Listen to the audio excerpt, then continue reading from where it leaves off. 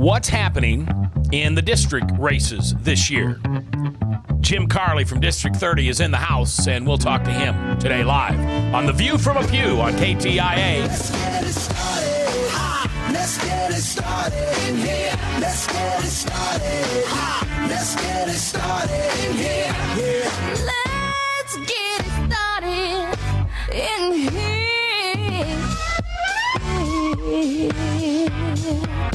Welcome to The View from a Pew, a conversation among Christians who are out to grow their faith by asking the simple questions, the tough questions, and the stuff you really wish your pastor would talk about. Come on now, let's reason together. It's your voice we want to hear. The phone lines are open, so join the conversation. Call 855-244-0077. That's 855-244-0077. Now, here's your host, J. Michael McCoy. Thank you. It is the 17th day of October in the Lord's year 2012. I'm J. Michael McCoy, and this is the Wednesday edition of The View from a Pew. Of course, for the next few weeks, kind of doing a little more political talking and getting to know some of our local candidates as well as our national candidates. Last night, of course, was the second presidential debate, and a friend of mine who happens to be a heathen liberal asked me what I thought of the debate, and I said both guys came out and gave their A game, and whoever you think is your guy, then he won. And I think that's about the fairest way to say that. Bob Montserrat, the cat in the hat, watching the chat, and of course the campaign manager for the McCoy Coates presidential ticket is in the producing booth, Father Tattoo. And our special guest today is Jim Carley. And Jim is running for a legislative seat in District 30, which is basically Altoona. No, it's the whole eastern third of Polk County. The whole eastern third of Polk County. Where does the line start? The line starts, the east line is the Polk-Jasper County line. Okay. And it goes from the Warren County line on the south, which is just where the Carlisle exit is on the bypass. Okay. And it goes all the way up to the Story County line. Okay. On the north. It kind of comes up the bypass. Now, I do have one South Des Moines precinct on the west side of the bypass, but it kind of comes up the bypass, circles around Pleasant Hill. I do not have Pleasant Hill proper. Okay. I have rural Pleasant Hill, and circles around Altoona and Bondurant, goes north out of Bondurant up to about 118th, and then it goes west, crosses over Interstate 35 to 22nd, and goes up to Story County. It's about 2 miles from Huxley. Wow. And so that's that a big district. Right. It's the largest one in Polk County geographically. It encompasses the city of Altoona, Bondurant, Elkhart, Mitchellville, Runnels, rural Pleasant Hill, rural Pleasant Hill, rural Carlisle, and one Des Moines precinct. Again, his name is Jim Carley, District 30. And just to let you know, even though we are not bound by Federal Communications Commission election rules and guidelines, every candidate that I have on, their opponent has also been invited on. In some cases, we've had them both on. In some cases, one will choose not to. We did offer Mr. Riding, is that correct? Yes, Joe Riding. The opportunity to be on this show today, and he declined. And he's welcome to come on anytime he wants. All right. Now, first of all, I don't think that you should vote for anyone other than Mr. Obama or Mr. Romney. Now, out of those two, I think you should vote for Mr. Romney, and I've made that perfectly clear. I had the opportunity to be called a friend by Mitt Romney many years ago, and that has stayed with us. He's been to my home. We celebrated my son's birthday together. I know Mr. Romney like I think his family and friends know him. And so, and that doesn't mean squat to you. But what it does mean is I'm just not on the outside political campaign waving a flag wanting my Republican friend to win. Remember, I voted for and campaigned for Chet Culver. I know. I'm sorry. I didn't know. But I still did it the first time. I didn't do it the second time. So the R or the D doesn't make any difference to me. Your world view makes all the difference in the world to me. Your world view. not the color of your skin, not the religion that you happen to be. Your worldview is why I choose to vote for anyone from. We don't really have dog catchers anymore, do we? They used to I be don't. the I don't joke. think that's an elected office anymore. Anything from what someone might see as insignificant to a judge, to a governor, to a district legislator, to a senator, to a president. I've got no alignment anywhere there. But should you be one of those people that cannot vote for Mr. Obama or Mr. Romney, our producer, Father Tattoo, has come up with what he thinks is an alternative. Now, Father Tattoo, just cover your ears for a second. Bob and I and Jim know this thing is a fake.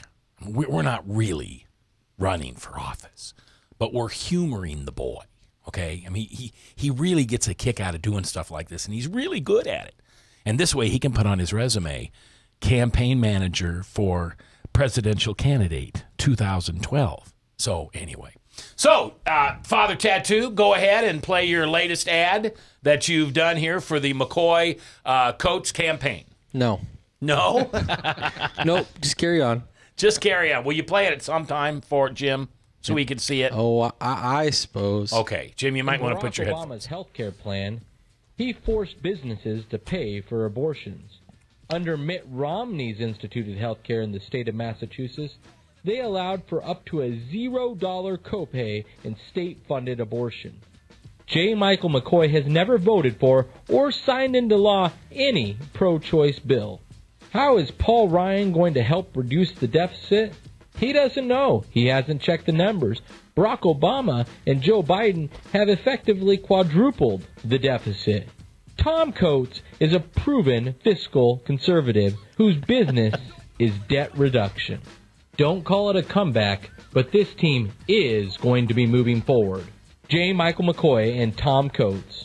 I'm J. Michael McCoy, and I'm running for president, and I approve this message. Paid for by Americans who want better choices and the I'm not voting for any of these clowns super PAC. That's good. Isn't that good? It's kind of fun. You know, in all the years that I've been in broadcasting, it was always a good gag for a disc jockey to get himself on the ballot and run, and I never thought that was a good thing at all. But Dan has had a lot of fun with this, so we've let him run crazy. And we're going to get more commercials, right? Yeah, we got a couple more in the works. Well, what's the one about you want me to wear flip-flops one day? I hate flip-flops. I don't even know if I own a pair of flip-flops. That's perfect. That's a great soundbite that just got used. Okay. Because I have Fred Flintstone feet, so I usually don't wear open-toed shoes. That's perfect. I just need you to look down, shake your head, and throw them in the trash can. Okay. All right. We'll do that. Reminisce of Pat Paulson. Huh? Reminisce of Pat Paulson. Oh, my heavens, my heavens, my heavens. Or Ralph Nader, you know. There you go. But Ralph was serious. Ralph was serious. Right? Mr. Paulson wasn't. Pat Paulson, you're old enough to remember. Are you old enough to remember Pat Paulson? I do remember him and Ralph Nader. Unsafe at any speed. Who was the I remember Nader. Fred guy that used to do the real drunk commercials, and he'd always come out and run for... Oh man, you're going way back now. Was that from Dean Martin's show? Yeah. What was his name? He had a furry white beard. White beard, and he was always soused, shall we say. Isn't that Brooks. Yes. Mr. Brooks? Not Mel Brooks. No, Brooks Foster. Foster Brooks. Foster Brooks. Foster Brooks. We had all the words, they're just not the right order. Foster. Yeah. Yeah, he was good. I like that. Well, we're all showing our age and our range. All right. I've got a series of questions. What I did, Jim, is I asked people that I know on the Republican side and the Democratic side to give me a couple questions. And some of them gave me a lot of good questions, and some of them gave me a couple, and a couple I haven't heard back from yet. I want to ask you those questions, and if it's not a question that I came up with or that the panel came up with, I will tell you who asked that. Because the letter that I sent out was, I'm interviewing candidates that are running for the House District 30 seat. What questions might I ask that really apply to that district? That was it. No other anything to anybody, because I wanted to be as unbiased as I could be. So Akeo is a longtime brother of mine. He and I went through a difficult experience about 11 years ago that kind of bonded us together, and I have a lot of belief in that man. And his first question is, Mr. Carley, how do you feel about teacher pay? Well, the whole avenue of education is going to be a big avenue that's going to be reviewed and searched, and probably take more than 1 year to work through the House and the Senate. We have many, many things that we have to do in that arena. We have to work it through. I haven't had the scales on the teacher pay. I don't know the scales of the teacher's pay. I know the new proposal out was talking about a pay increase for the teachers. But one of the problems that I have with the pay, just a blanket pay increase, is we have to get back to our basic core values. And we have been pouring money into the education program for years and years and years, and all it's done is gone downhill. So I think we need to do some more looking and say, is it pay? Is it curriculum? Is it teacher training? Is it administration? I think we have to look at something besides the normal every year issue of teacher pay. We want great teachers. We want great technology in every classroom. We obviously have to pay to get great teachers. Yeah, absolutely. And we have to go there. We need, I'm not saying that's not on the table. I just don't like it as the first knee-jerk reaction because of the fact that we keep putting more money in, we keep putting more money in, and nothing gets better. It's so interesting, and I'm not an expert on higher education, but it's always baffled me how we can pay professional athletes and even coaches of college football teams millions and millions of dollars. But the people who are there, who are the core of that university, has to fight for the money that they deserve and are educated for. And I understand that, and I agree with that. That's why I'm saying you don't take it off the table. But it seems like they want to throw it. For the past years, they wanted to throw money at it and then not do anything else. It isn't just a fiscal issue. It's a curriculum issue. It's teacher training. Yeah. It's more to it. So I think the teachers should be paid for their accomplishments and what they do. And if they get everything moving great, sure, they should be paid. It's not a $25,000 a year job. It should be substantially more than that. But at the same time, it has to be competitive and everything else. But we need to get away from the knee-jerk reaction that we always have had for the last 50 to 100 years of let's throw more money at it. Let's find out what the problem is. If the problem is, we need some more money, fine. But let's do other things, too. We just can't say it's teachers' pay. Jim Carley is our guest today. He is the Republican candidate for House District 30, which is the largest district? Largest district area-wise. Area-wise. Per square foot. Per square foot, yes. We have a lot of rural area over there, a lot of farmland over there, where once you get past that first eastern third, going further west, there's more houses and more buildup. All right, here's a question. This just came to mind, so this comes from my itty-bitty brain. If you had a half hour with Mr. Grassley, how would you advise him to proceed on the Farm Bill? The Farm Bill needs to be revamped, obviously, that it's expiring this year. We need to look at what we can do to further the farmers and protect them from catastrophes, not from everyday living. And some of the things that are in there, some of the subsidies that's been there forever, all of that stuff needs to be looked at. Subsidies sometimes are needed to get things rolling, but they shouldn't be an ongoing way of life. Sooner or later, it has to make it in the marketplace. We have to understand, particularly here in Iowa, agriculture is key to the success of Iowa. Absolutely. And we have to work with those communities and those agriculture and the farm people as much as we can, but at the same time, we can't be picking winners and losers. Everything has to kind of succeed on its own. Yes, we have to help, and yes, we have to be the safety net. But we need to be, that should be more of a dynamic plan of where we want to go. Sure.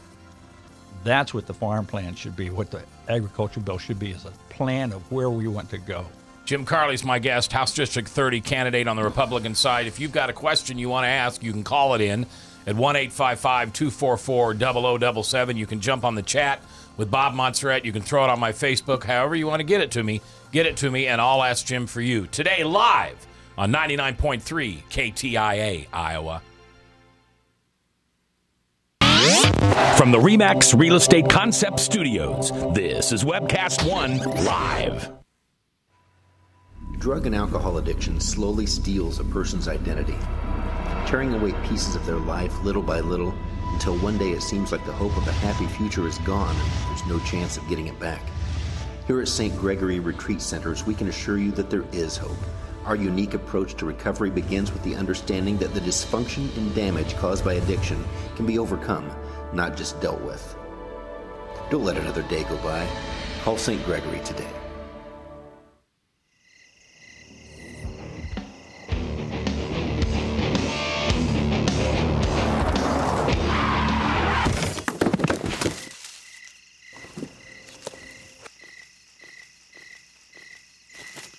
It's like they want to get hit. Need a body shop? Minor Wreck Express saves you time and money. The only way we come to know the saviorship of Jesus Christ is by bowing and acknowledging that he is Lord and King over all the earth. Jesus Christ died on a cross, paid the penalty for our sin, and by repenting of our sin and accepting him by faith, what he did for us, we are forgiven. Salvation is not a combination of faith and works. Salvation is by faith alone in God. Experience Truth, 99.3 FM. Whether you're 10, 25, 50, 80 years old and beyond, everyone needs to live within their means. I'm Tom Coates with Consumer Credit of America. For almost a quarter of a century, we've helped people of all ages learn to manage their personal finances to benefit them far into the future. When problems arise, we've got the experience you need to make those debt problems go away. Got financial problems? Call Consumer Credit of America. If you choose to obey the power of sin, it leads to death. If you choose to obey obedience, it leads to righteousness. Forgiveness is just the beginning of life in Christ. God wants us to live for him now. And because of Jesus Christ, the gospel was preached, and you and I are blessed today because of Abraham. Did you know that? We're blessed. Experience Truth, 99.3 FM. From the RE/MAX Real Estate Concept Studios, this is Webcast One Live.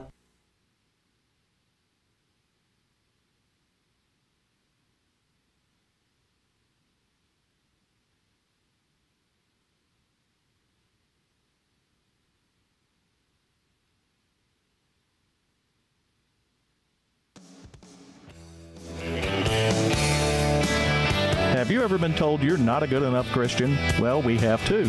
Join the conversation. Call 855-244-0077. Now here's your host, president of the Not a Good Enough Christian Club, J. Michael McCoy.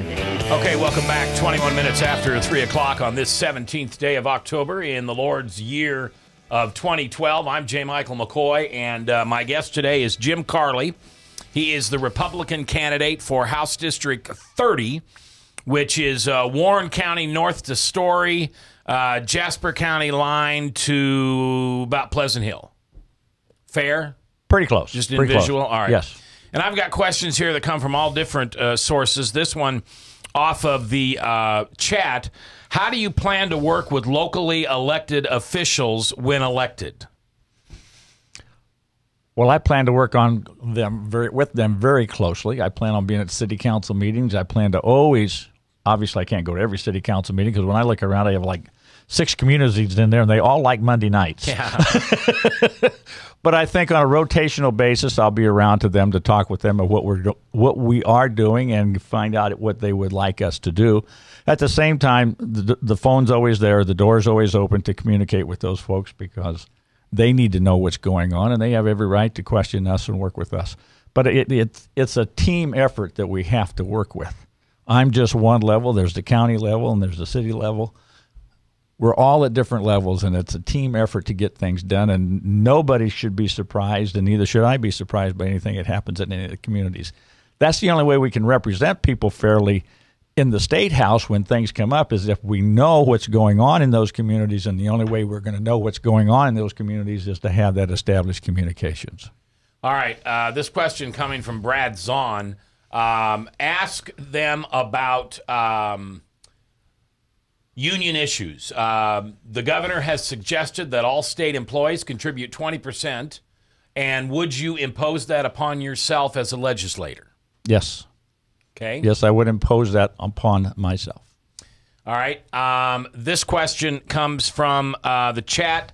Your thoughts on homeschooling in Iowa, and should that be more tax supported? I think homeschooling is a fantastic avenue to go down, but backing up a little bit, I think any comprehensive education program within the state needs to allow systems that fits the children and the parents the best, and that should be their choice between public, private, charter, homeschool. All of those systems need to be made available. And I think we need to use a system that allows the money that person contributes to the education program to follow the child, be that the school district that you live in or the neighboring school district or homeschool or charter school. That's where that money should go. And I support very much the homeschool. In the last couple of years, I've been involved in some educational things of history, and we've done constitutional jeopardy for school kids. None of the public schools wanted to participate, but the parochial or the homeschool kids did. Yeah. They knew their stuff. Yeah.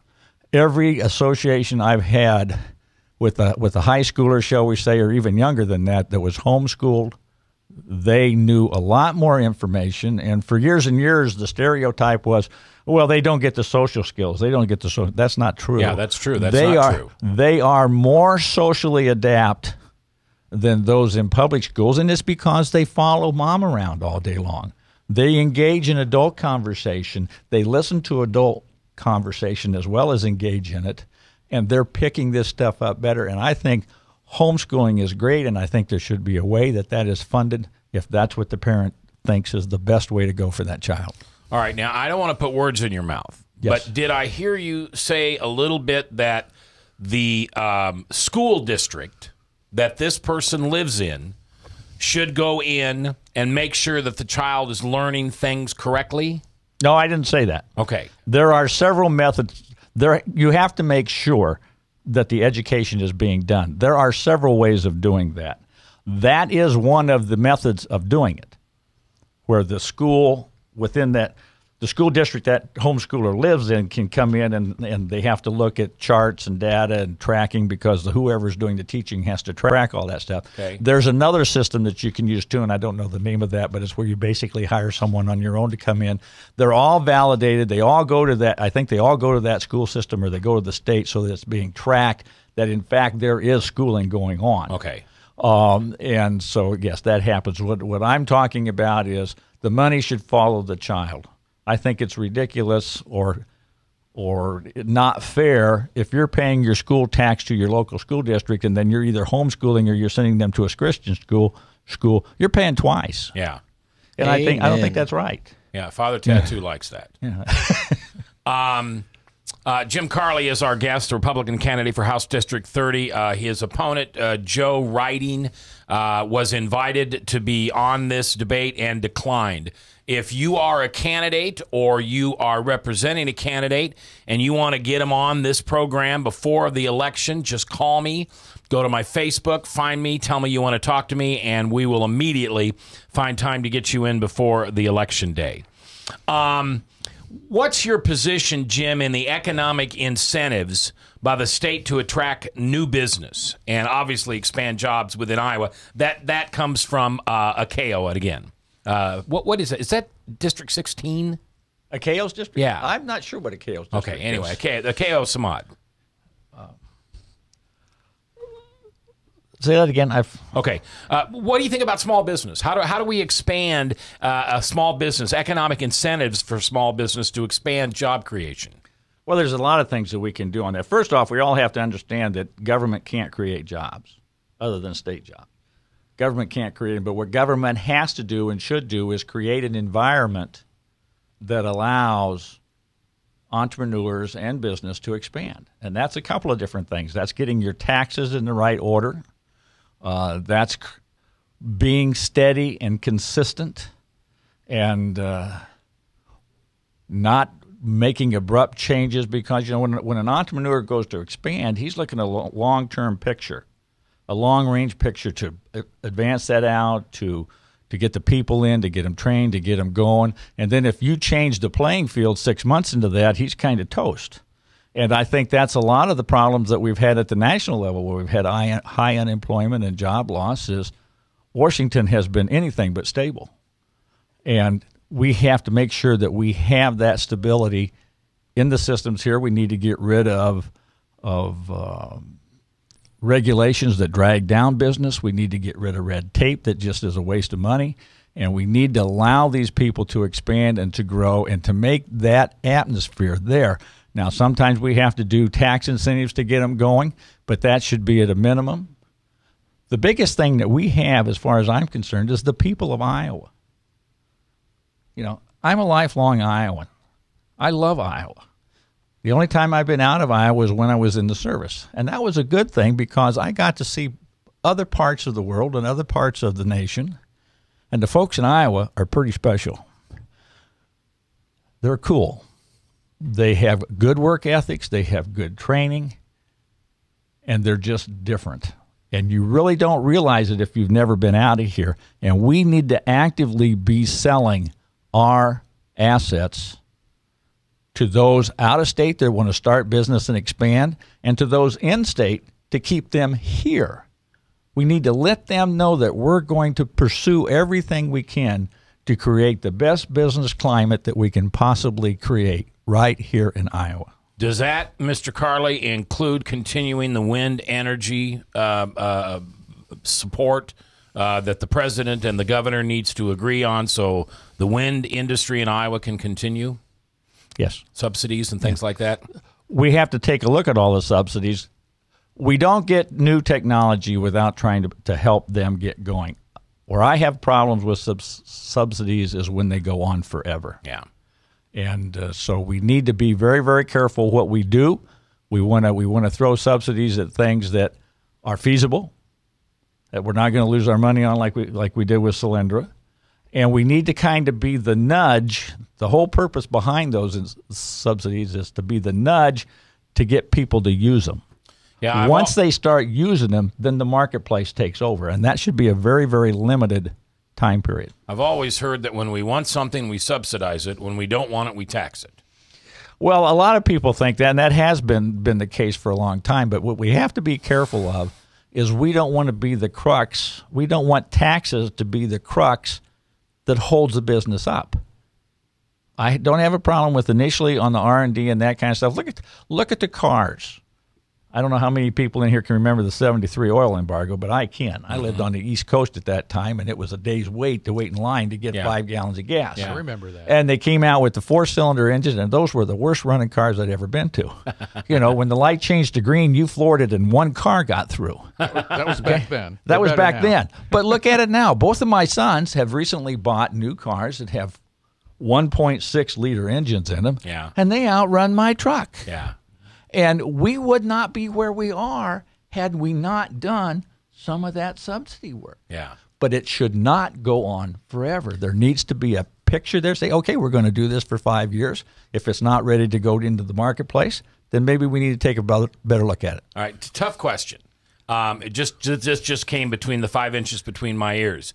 President Obama, of course, has been criticized because he has said the line, "You didn't build that. You didn't build that without government help. You didn't build that without the government being there." Do you think that that's about subsidies? No. Should we? Okay. I don't believe that's about subsidies. What do you think that's about?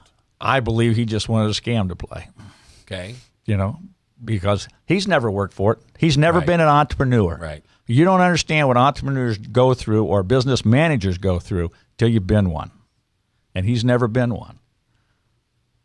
These people that run these businesses, they don't go home when the rest of the employees go home.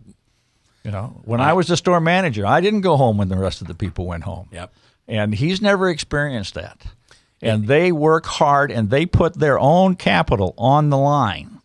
Don't tell me this. You didn't build that stuff. I'll give you a great example. I am adding on a fairly large addition to one of my businesses.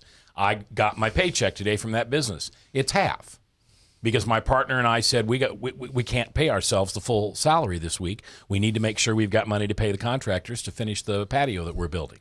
So there's a perfect example. In the right-hand pocket of my rear is my weekly pay. Our 2-week paycheck, and it's half of what it usually would be. Right. And Obama doesn't understand that. You're right. The business owners are the last to get paid. Yeah. And they get paid only when there's something left over. That's right. I don't know of anybody that I know that's been a private owner who did not uphold their obligation to their employees. And if anybody got shorted, guess who it was? Yeah, it should have been. It should have been that way.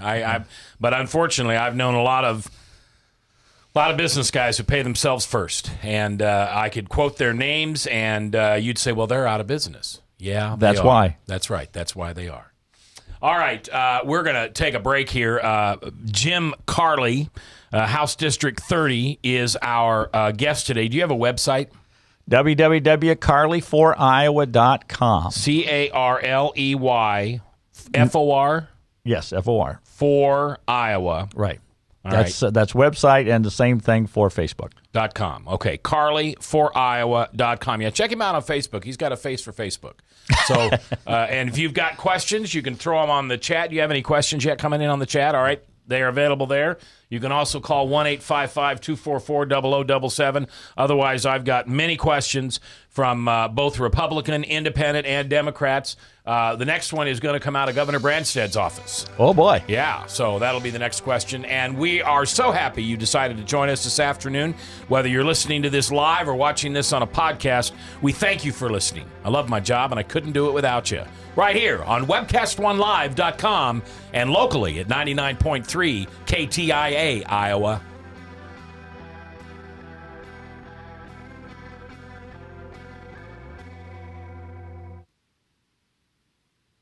Leach, owner and general manager of Service Legends.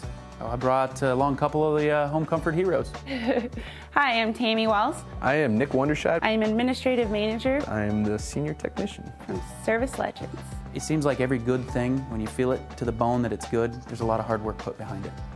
I don't think that you can fake it and have it turn out good. You know, if we seem like, okay, that's just weird, it's just a furnace, why would you believe so deeply in a furnace? It's not just that, you know, we want to show the world that you can have good service. Yeah, I mean, it's got to be, it's your home. You know, it's built into our daily trainings, it's built into our culture, that we're going to do whatever it takes to have each client say they love us, period. That's why we spend all the hours in the training that we do. And if we guarantee it's going to be a good experience for you, or else it's free, what type of work do you think we're going to do? There is a guarantee. Temperature selection guarantee, fixed right or it's free guarantee, comfort guarantee, best value guarantee. All of these guarantees hold us accountable to ensuring that we exceed your expectations.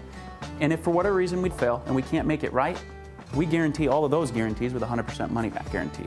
I mean, if you don't think that your technician can fix it right, are you going to say that to a client? No. You don't have to worry about having a technician come to your house. We drug test, background check all of our team members. We put safe people in your home. Each and every one of our service techs, 400 hours a year in training. You tell it the minute they walk in the door. They know what they're doing, they've done their homework, and they actually truly care about what you want. Because at the end of the day, you're the person that makes sure I have a job.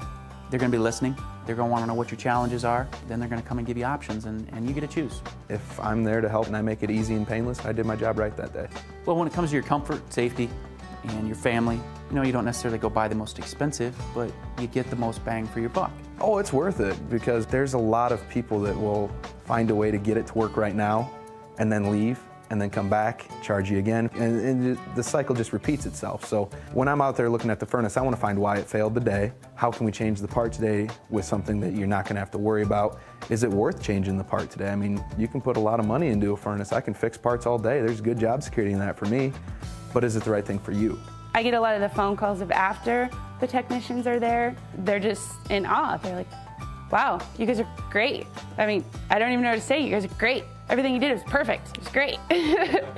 Keep going, though. I like this. Just give us a try. I'm going to take all the risk. I've got the time to make this right. I've got the support to make it right. Just check us out. And if you don't see the value in what we do, I mean, fixed right or it's free or 100% money back. enough said.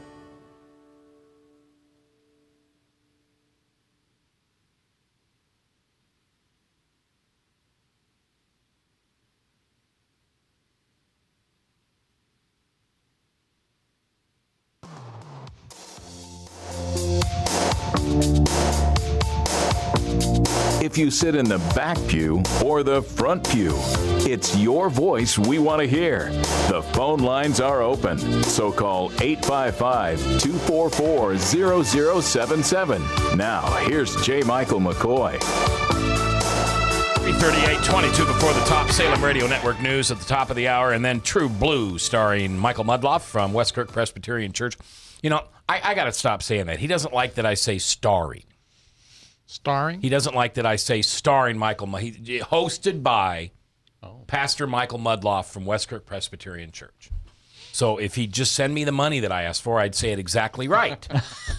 All right, Jim Carley is my guest today. House District 30 is the district that he lives in and that he's running to be your state legislator. That is a redistrict district. And it formerly, that office was held by Kim Pearson. And Kim has decided not to seek re-election as an incumbent. So the seat is wide open. Democrat Joe Riding, who was invited on this program and declined to be here. He is an Altoona city councilman and he's a golf pro, right? Runs a golf course, Runs yes. a golf course. And he's the Democratic choice. Mr. Carley is your Republican choice. And I want to know a little bit more about you. You said you've lived in Iowa all your life. Where's home? Right. I was born and raised in Des Moines, Iowa. Okay, and you went where to school? I went to Des Moines Technical High School. Okay. I did a little bit at Drake University and decided college life wasn't for me. Okay. And that was back during the Vietnam War, so I enlisted and went to aircraft maintenance school, and then I applied for officer's candidate school and became an officer, and then went to flight school. Was a helicopter pilot and fixed wing pilot on active duty. Wow. 2 tours in Vietnam flying helicopters. After about 10 years, I got out of the service and came out, and then after a short period of time, I went back into the Iowa Army National Guard up at Boone flying, and then ended up going over to the Army Reserves out here at Fort Des Moines. 28 and a half years in, and most of that was in aviation or logistics or public affairs. What type of helicopters were you qualified? Hueys. I flew Hueys, gunships, slicks, and smokes. You got to talk to me like I'm a 6-year-old. What's a Huey? Helicopter. Because I only know the Lewis guy. UH-1. Okay. UH-1 helicopter. helicopter. Those are the ones you see on all of the war movies. All the war movies. Yeah, the MASH helicopters. Those are Okay, huge. the MASH helicopters. No. MASH is an old H-13 reciprocal engine where they strapped them on the outside. Yeah, these are the ones that you see in Apocalypse Now. All of those. Okay. Those are all that. Platoon. The ones you had, the Blackhawk, which you have now, is the one that replaced the Hueys. But what about fixed wings? I flew Bird Dogs and T-42s. You're like a real war hero. Hey, you're flying helicopters in and out of Vietnam. I've talked to guys back there. Who's the guy that we have on every year that Tom Coates brings on that sat in the POW camp for 4 years? Remember McCain was in there with him? Oh, I can't remember. Clark, I think his name is. I think. Well, we used to always say that 8. flying helicopters in Vietnam was hours and hours of boredom, highlighted by a few moments of stark terror. Yeah, but it was a gunship that you. I flew gunships, and I flew slicks, and then I flew Smokey also. Yeah, I don't know what Smokey is other than the bear. And then after 28 years, your rank. I was lieutenant colonel when I got. Smokey was a experimental. I flew one of the first experimental birds, and when lift ships go in and drop off the troops, they're very susceptible to the troops being hit and the aircraft being damaged, because when helicopters come in and land, there's zero airspeed. Okay. And so they were just having all kinds of hits. So they, in an effort to figure out what was going on, somebody invented this thing called a smoke ship. And what they did was they put a tank in the back of a regular Huey and fill it with kerosene oil, and then put a pump on it with a ring around the turbine exhaust with nozzles. And that hot EGT coming out of the turbine engine would turn that kerosene to a white smoke. Okay. So what we would do is we would fly along beside it. I'm sorry, I can't do that without using my... When we get down low is the smoke ship would come in, and we'd hit the button, and we would put a thick smoke screen between the tree line where the bad guys were and where the LZ was, where the helicopters were landing. The problem was we were low enough that if we came to this table, we would have to pull pitch to go over it. And our airspeed was only about 30 knots because if you went much faster than that, the smoke would be so thin that it would dissipate.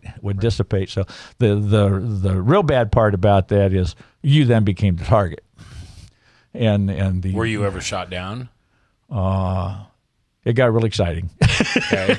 I didn't get shot down, but we got shot to where we had to abort our mission and come back and get fixed. But the real problem is you can't maneuver. If you start taking fire, you can't go to the left because that's where your guys are. Oh, okay. And you can't go to the right because that's where the bad guys are, and that's usually where your gunships and the Air Force are putting in rockets and stuff. So the only thing you can do is keep right on going. And they did give us some extra guns and that stuff, but I did that for about 6 months and decided that was a bad habit. Do you fly at all now? No, I don't. No, not at all. It's once you get out, it becomes an expensive hobby. Yeah, I'll bet. But you certainly have a fond place for those men and women who are coming home after absolutely years in Iraq and Afghanistan. Absolutely. I'm really upset at what all's going on. We've been there way too long. This is kind of the thing that's happened that has scared me for years and years, is that we have a president and a commander-in-chief that has absolutely no military experience. The problem with that is, I'm not saying I wouldn't make that decision to go do that, but boy, I'd sure anguish over it. Yeah. Because I know the effect of it. When we get career politicians that's never put on a uniform, they have no concept what they're going through. Right. And it doesn't mean anything to them to commit people to go into harm's way. And that really, really concerns me, and I just have a big, big problem with that. And there's no reason we've been over there for this amount of time. Yeah. Just no. Here's a question I just thought of. Let's go back to the theory that Senator Grassley would come and ask your opinion as a state legislator from District 30. What do you think we should do about Iran, if anything? I think we have to go through the sanction program and all those kinds of things. We almost have to do anything to keep them from getting a nuke. Do anything to keep them from getting a nuke. I think we're almost at that point. Yeah. Now, here's part of the thing that bothers me about it. Why is it always America? Okay? Okay, why? I don't know. Okay. Why don't we get Europe involved with this? Why don't we get, well, of course, Israelis involved with this as it is. We're hand in hand. But them getting a nuke, it isn't just us and Israel that's in trouble. Right. There's a whole bunch of the world in trouble, so let's all of us work together at stopping that from happening.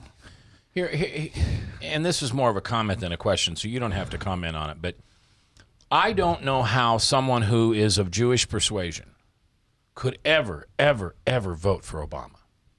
Well, no. I don't, and I'm not a one-issue person. I'm not that way, I have to look at everything. I don't look at just one issue. But that's one thing that I don't get. It isn't just one thing. It's a major thing. It's the thing. To the Jewish people, it is the thing. Yeah. And I understand where you're coming from on that, and I've often asked the same question. But I asked the same question to my Catholic friends. How do you vote for Obama? They denied God 3 times from the platform. They are totally acceptable with gay marriage, and abortion is okay. In fact, it's so okay, we're going to take your money to pay for it. Well, I've said, and I've even put together a little brochure comparing the two parties' platforms, but I believe a large number of the Democrat Party would leave if they knew what the Democrat Party really stood for. You have lots and lots of folks who have been lifelong Democrats and just always done that, but they pay absolutely no attention to what's going on. And I think if they really read that thing, read that platform, and by the way, all you have to do is Google Iowa Democratic Platform 2012, and it'll come up. Do you have some stuff with you? I don't have it with me right in here, but I'll get some to you. Okay, I'd just like to know a couple things that we're going to take a break. Maybe you could think of just a couple things that are in that party. Is there a reference to God in the Republican platform? Oh, many. There's many references in there. Matter of fact, probably there's several of them in the Democratic platform that that I can recall offhand. Number one, they want to do away with the right to work laws. Right. As a matter of fact, it's in there twice. In the 2010 one twice. I'm not sure the 2012 one. They do want to get rid of God because they have a platform in there that says to return to the 1953 version of the Pledge of Allegiance. Jim Carley is my guest. He's running for House District 30 on the Republican side. Our last break is coming up. We'll be back live here on WebcastOneLive.com. From the RE/MAX Real Estate Concept Studios, this is Webcast One Live. Drug and alcohol addiction slowly steals a person's identity, tearing away pieces of their life little by little until one day it seems like the hope of a happy future is gone and there's no chance of getting it back. Here at St. Gregory Retreat Centers, we can assure you that there is hope. Our unique approach to recovery begins with the understanding that the dysfunction and damage caused by addiction can be overcome, not just dealt with. Don't let another day go by. Call St. Gregory today.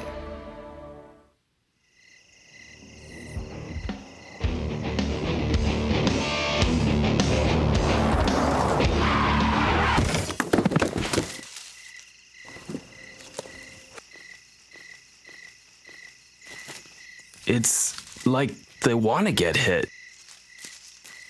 Need a body shop? Minor Wreck Express saves you time and money. Whether you're 10, 25, 50, 80 years old and beyond, everyone needs to live within their means. I'm Tom Coates with Consumer Credit of America. For almost a quarter of a century, we've helped people of all ages learn to manage their personal finances to benefit them far into the future. When problems arise, we've got the experience you need to make those debt problems go away. Got financial problems? Call Consumer Credit of America. From the RE/MAX Real Estate Concept Studios, this is Webcast One Live.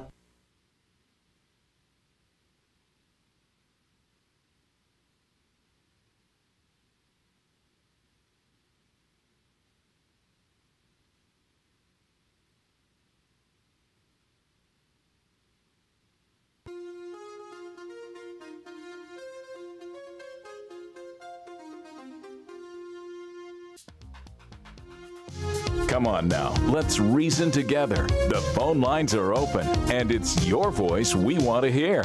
So call 855-244-0077. Now, here's J. Michael McCoy. 10 before the top of the Salem Radio Network news, and then Michael Mudloff, Pastor Michael Mudloff, is hosting True Blue from Westkirk Presbyterian Church. He's not the star. Coming up 4 to 4:30. I thought he was the star. That's what I thought too, Yeah, but apparently I was pretty sure he's just hosting. He was like a superstar. Yeah. I mean, isn't that what it says like on his name tag? Yeah, superstar. Superstar. MM. Yeah. Michael Mudloff. There you go. Jim Carley is our guest, House District 30. He's running for the seat that Kim Pearson had before. I've got so many questions. We're almost out of time. Real quick, not a lot of information on them. What's your position on traffic cameras? Don't like them. Get them out of here. Okay. In your opinion, where and how can we downsize government? Well, that's a tough question. We need to. I think we ought to have an outside firm come in and audit and go through and look at the document that authorizes it, be it a constitution or state law, make sure that department's doing what it's supposed to do. And then we go through and we look at the 3 Ps, what I call it, and that's the position. Is the position necessary? Then we look at the people, and then we look at the way they do things, the procedures, and try to do things more efficiently and effectively. If you take an axe and say we're going to cut state government 20%, 2 things happen. You cut one department too much, and you don't cut another one enough. Right.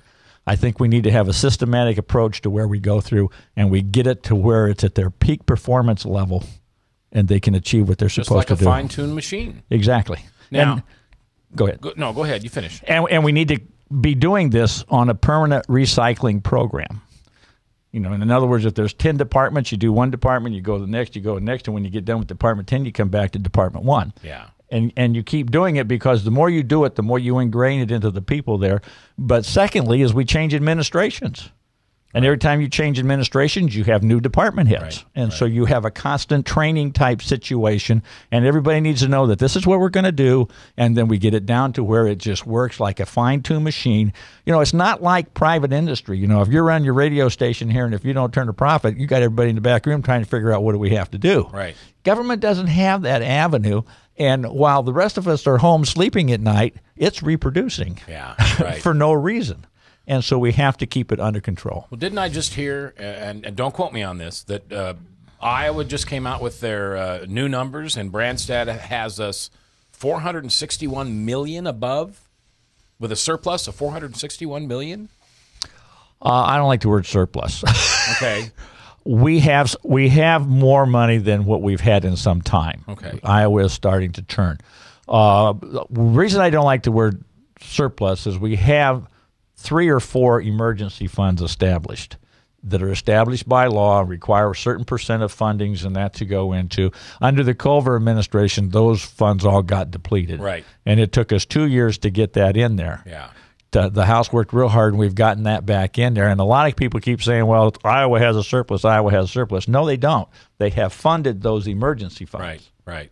You know, and we need emergency funds. We get just about as much from the federal government coming in to help us operate as we raise in taxes of our own. What happens, you know, we have a serious financial problem at the national level. What happens if we get to the point to where they can't send the money they promised us? Now, tell me, do you know what the annual budget for Iowa is? It's around 6.23 million or billion. Billion. 6.2. Yeah. Okay. All right. This coming out of the governor's office. So I'm just telling you, in all fairness, he's a nice guy. What political figure do you admire the most? It goes on to say, obviously, you've been inspired to enter politics, and I wonder who gives you the most inspiration. Don't blow this. This is one of those, honey, do I look fat in those jeans questions. Yeah, there's no good answer to this one, I can tell you that. No, but you've been around a long time. Who has inspired you? Well, I was very fond of Ronald Reagan. I'm still very fond of Ronald Reagan. I just think he was super. And the biggest reason I admired Ronald Reagan, although he did a lot of things and got a lot of things accomplished, is he put the pride back into being American. He brought the flag wavers out. Yep. And to me, that was the greatest thing he did. He got America to where Americans were proud to be Americans, and we continued to excel. Yeah. Tea Party. Yes. Are you familiar with it? Yes, sir. Okay. Tell me, Tea Party was really strong 2 years ago. Yes. Are they still real strong and they're just not on my radar? Yes. Okay. All right. I formed a Tea Party. Oh, you did? Okay. Yes, I'm a president of a Tea Party group here in Des Moines. Save Our American Republic, SOAR. Well, I've got Ken Crow on tomorrow. Good. Yeah. He's been involved. He's a good He's old been boy. involved. The whole movement behind the Tea Party was to get people involved and to try to get back to small government. We wanted small government. Right. And we did a lot of educational type of things. SOAR, that's what we focused on, was educational things. We put on seminars, brought in speakers. I taught classes on principles of the Founding Fathers. I've dressed up as Ben Franklin and gone to Christian schools and talked about the Founding Fathers and their faith issues. And we focused on the education. And I myself at one time wondered where all of our, how come we don't have many people at the meetings anymore, or as many as we used to have? And then we started going down the roles, and we started, well, they're working with the Newt campaign. Well, they're with this campaign or the Pawlenty campaign. And they're there. They just got involved. Okay. And that's what our whole intent was to do, to get them involved. Here I am. We have 3 Tea Party people running for legislative seats in Polk County. I'm running as president of SOAR. Steve McCoy is running, I'm sorry, I said Polk County. He's in Warren County, but he's a member of SOAR. And Vicki Stogdill is running for Iowa Senate, and she's part of the Des Moines Tea Party. Yeah, I had people come up and tell me that they saw my billboard in Indianola that I was running for office, because apparently Steve and I look alike. And so it's got this face with a lot of white hair. You have white hair, both and of you. McCoy, yeah. So, but understand, he's better than I am, so please vote for him. So we are doing what we set out to do. We have gotten people involved. We have gotten them at all levels working just to share the message and get it back. And we don't have as many at the rallies now because we're busy doing other things. But we are working at getting government the way we think it should be, and that's small and accountable to the people. Okay, Jim, 30 seconds left. Last words. I appreciate being here. I'd like to straighten out. I thought Joe had accepted at one time. He had, and then he felt that I didn't get as many questions back from Democrats as I did from Republicans, and so he was paranoid that this might be unbiased or biased. Well, I don't think it's been biased, but anyhow, I want to appreciate you for the time that you took and gave me the opportunity to get my word out to people on where I'm from, what I stand for, and what I would like to get accomplished in the state legislature. I appreciate your time very much. You bet. Glad to do it for you, Jim. I will post this on my Facebook tomorrow and the whole interview, and you can do whatever you want with it and let people know that you're the right candidate for District 30. Thank you. Appreciate that. Tomorrow, more Tea Party talk. That'll be on Wednesday or Thursday. Bob Montserrat will be here. Father Tattoo will be, and I will be here. And I thank you for listening to 99.3 KTIA Iowa, powered by WebcastOneLive.com.